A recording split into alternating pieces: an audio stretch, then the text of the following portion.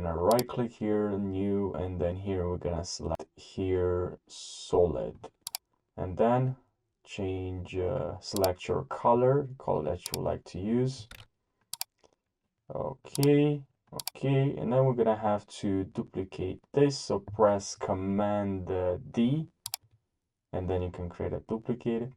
Now let's go here to effects, and then here let's write grid. And now because we selected that layer, we can just double click. Perfect. Now the next one, the next thing we have to do here is to switch here, and then here select 3D. And because now we can press on R, and then we can actually rotate. Now it still doesn't look, we have here left parts that are not filled. So to fix this, let's use this effect. So here just now double click on motion till, and just select here, check mirror edges, and now from here we'll actually rotate this a little bit more like so.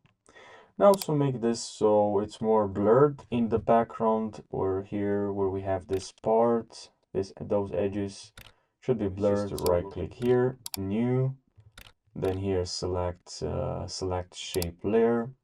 Now once you do that, make sure you don't forget here in switches, you make sure you check this box for 3D for this shape layer.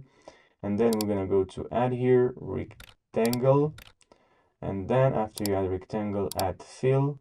Should know if I added rectangle, okay, resize this and position this rectangle right over here. Now let's drag and drop this effect just right here, Gaussian, and drag this onto this shape layer and increase the blurriness to about 450. It's really up to you here. And now here I'll just pretty much here just switch back, and here I'll add shape layer 1, and now look at this.